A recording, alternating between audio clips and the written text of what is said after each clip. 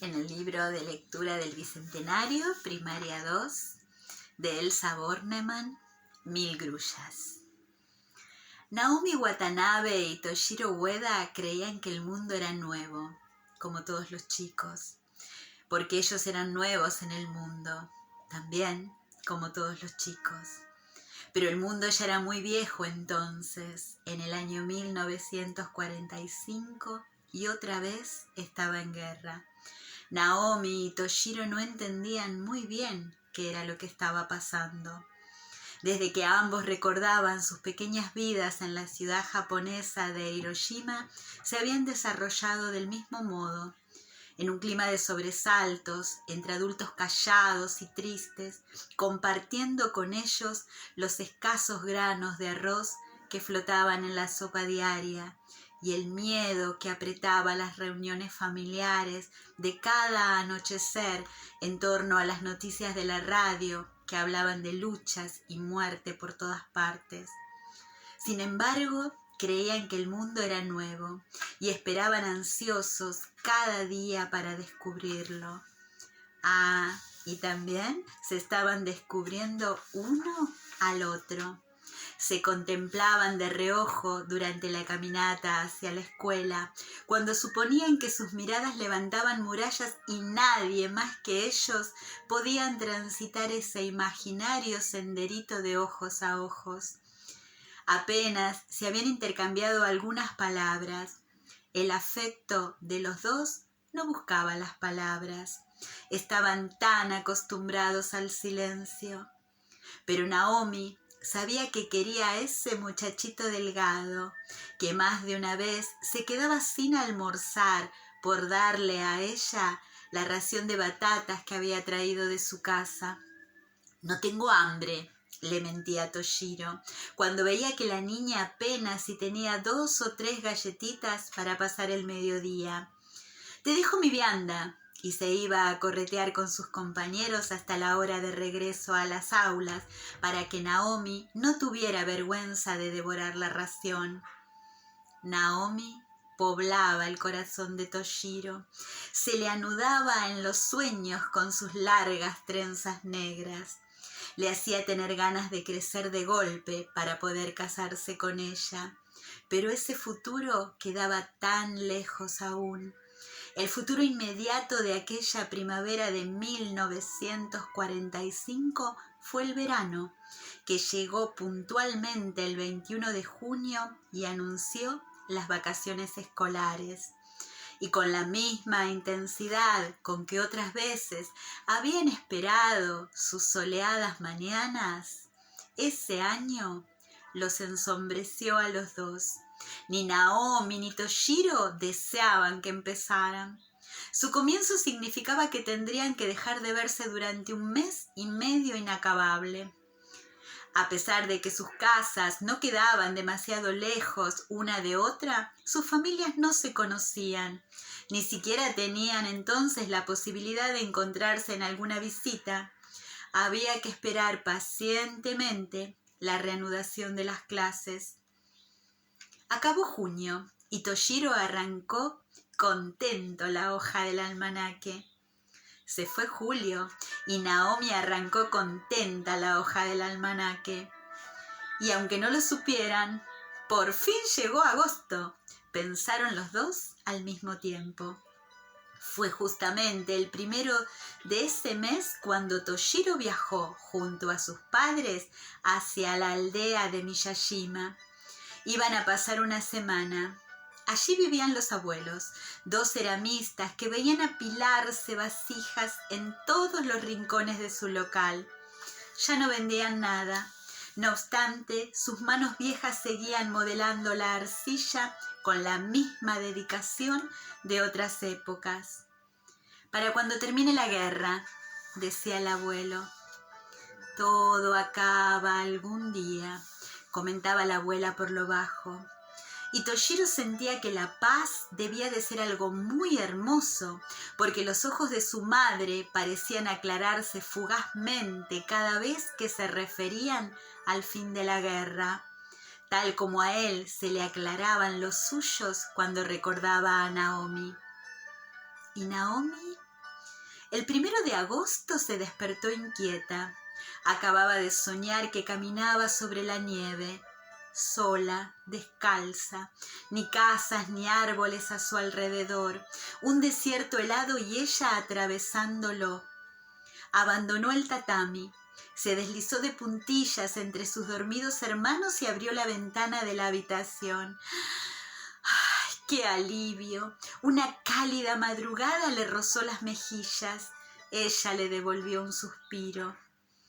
El 2 y el 3 de agosto escribió trabajosamente sus primeros haikus.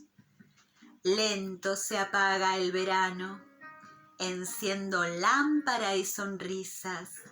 Pronto florecerán los crisantemos. Espera, corazón. Después achicó en rollitos ambos papeles y los guardó dentro de una cajita de laca en la que se escondía sus pequeños tesoros y la curiosidad de sus hermanos. El 4 y el 5 de agosto se lo pasó ayudando a su madre y a las tías. Era tanta la ropa para remendar.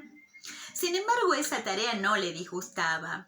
Naomi siempre sabía hallar el modo de convertir en un juego entretenido lo que acaso resultaba aburridísimo para otras chicas. Cuando cosía, por ejemplo, imaginaba que cada 222 puntadas podía sujetar un deseo para que se cumpliese. La aguja iba y venía, laboriosa. Así quedó en el pantalón de su hermano menor el ruego de que finalizara enseguida esa espantosa guerra, y en los puños de la camisa de su papá el pedido de que Toshiro no la olvidara nunca. Y los dos deseos se cumplieron, pero el mundo tenía sus propios planes. 8 de la mañana del 6 de agosto en el cielo de Hiroshima. Naomi se ajusta el obi de su kimono y recuerda a su amigo. ¿Qué estará haciendo ahora? ¿Ahora? Toshiro pesca en la isla mientras se pregunta, ¿qué estará haciendo Naomi? En el mismo momento, un avión enemigo sobrevuela el cielo de Hiroshima. En el avión, hombres blancos que pulsan botones y la bomba atómica surca por primera vez un cielo, el cielo de Hiroshima. Un repentino resplandor ilumina extrañamente la ciudad. En ella, una mamá amamanta a su hijo por última vez. 2 viejos trenzan bambúes por última vez. Una docena de chicos canturrea Donguri Koro Koro Donguriko por última vez. Cientos de mujeres repiten sus gestos habituales por última vez. Miles de hombres piensan en mañana por última vez. Naomi sale para hacer unos mandados. Silenciosa explota la bomba. Hierven de repente las aguas del río. Y 500.000 de japoneses, 500.000 de seres humanos se desintegran esa mañana. Y con ellos desaparecen edificios, árboles, calles, animales, puentes y el pasado de Hiroshima. Ya ninguno de los sobrevivientes podrán volver a reflejarse en el mismo espejo, ni podrán abrir nuevamente la puerta de su casa, ni retomar ningún camino querido. Nadie será ya quien era. Hiroshima arrasada por un hongo atómico. Hiroshima es el sol, ese 6 de agosto de 1945. Un sol estallando. Recién en diciembre logró Toshiro averiguar dónde estaba Naomi y que aún estaba viva, Dios. Ella y su familia internados en el hospital ubicado en una localidad próxima a Hiroshima, como tantos otros cientos de miles que habían logrado sobrevivir al horror, aunque el horror estuviera ahora instalado dentro de ellos, en su propia sangre. Y hacia ese hospital marchó Toshiro una mañana. El invierno se insinuaba ya en el aire y el muchacho no sabía si era frío exterior o su pensamiento lo que le hacían tiritar. Naomi se hallaba en una cama situada junto a la ventana, de cara al techo. Ya no tenía sus trenzas, apenas una tenue pelucita oscura. Sobre su mesa de luz unas cuantas grullas de papel desparramadas. «Voy a morirme, Toshiro», susurró no bien su amigo se paró en silencio al lado de su cama. «Nunca llegaré a plegar las 1000 grullas que me hacen falta». 1000 grullas, o senbatusuru, como se dice en japonés. Con el corazón encogido, también contó las que se hallaban dispersas sobre la mesita. Solo 20. Después las juntó cuidadosamente antes de guardarlas en el bolsillo de su chaqueta. «Te vas a curar, Naomi», le dijo entonces, pero su amiga ya no lo oía, se había quedado dormida. El muchachito salió del hospital bebiéndose las lágrimas. Ni la madre, ni el padre, ni los tíos de Toshiro, en cuya casa se encontraban temporariamente alojados, entendieron aquella noche el porqué de la misteriosa desaparición de casi todos los papeles que hasta ese día había habido allí. Hojas de diario, pedazos de papel para envolver, viejos cuadernos y hasta algunos libros parecían haberse esfumado mágicamente. Pero ya era tarde para preguntar. Todos los mayores se durmieron sorprendidos. En la habitación que compartía con sus primos, Toshiro velaba entre las sombras. Esperó hasta que tuvo la certeza de que nadie más que él continuaba despierto. Entonces se incorporó con sigilo y abrió el armario donde se solían acomodar las mantas. Mordiéndose la punta de la lengua, extrajo la pila de papeles que había recolectado en secreto y volvió a su lecho. La tijera la llevaba oculta entre las ropas. Y así, en el silencio y la oscuridad de aquellas horas, Toshiro recortó primero 980 cuadraditos y luego los plegó, uno por uno, hasta completar las 1000 grullas que ansiaba Naomi, tras sumarles las que ella misma había hecho. Ya amanecía. El muchacho se encontraba pasando hilos a través de las siluetas de papel. Separó en grupos de 10 las frágiles grullas del milagro y las aprestó para que imitaran el vuelo, suspendidas como estaban de un leve hilo de coser, una encima de la otra. Con los dedos paspados y el corazón temblando, Toshiro colocó las 100 tiras dentro de su furoshiki y partió rumbo al hospital antes de que su familia se despertara. Por esa única vez tomó, sin pedir permiso, la bicicleta de sus primos. No había tiempo que perder. Imposible recorrer a pie como el día anterior los kilómetros que lo separaban del hospital. La vida de Naomi dependía de esas grullas. «Prohibidas las visitas a esta hora», le dijo una enfermera impidiéndole el acceso a la enorme sala en uno de cuyos extremos estaba la cama de su querida amiga. Toshiro insistió. «Solo quiero colgar estas grullas sobre su lecho, por favor». Ningún gesto denunció la emoción de la enfermera cuando el chico le mostró las avecitas de papel.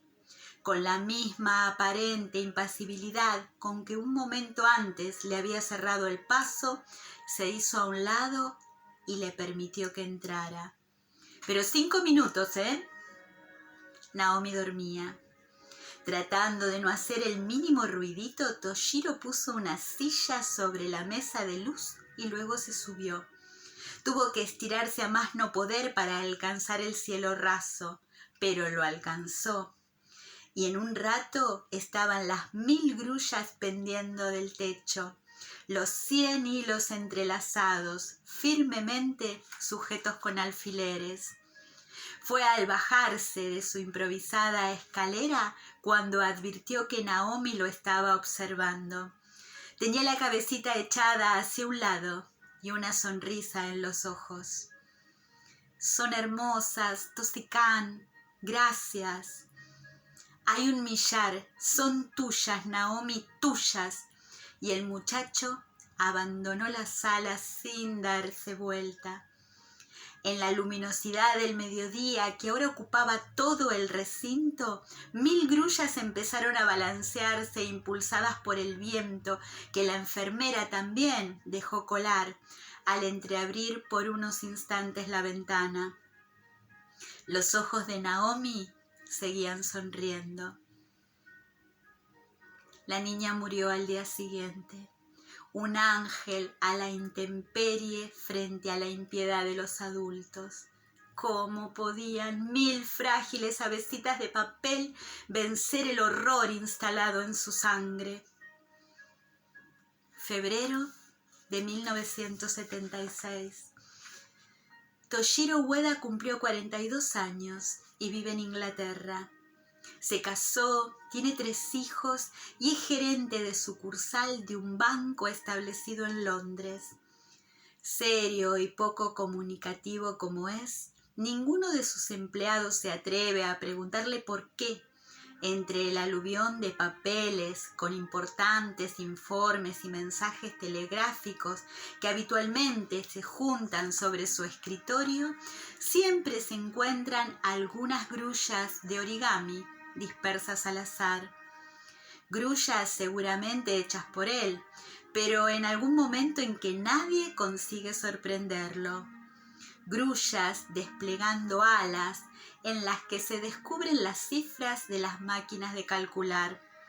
Grullas surgidas de servilletas con impresos de los más sofisticados restaurantes. Grullas y más grullas. Y los empleados comentan divertidos que el gerente debe de creer en aquella superstición japonesa. Algún día completará las 1000, cuchicheaban entre risas. ¿Se animará entonces a colgarlas sobre su escritorio? Ninguno sospechaba siquiera la entrañable relación que esas grullas tienen con la perdida Hiroshima de su niñez, con su perdido amor primero.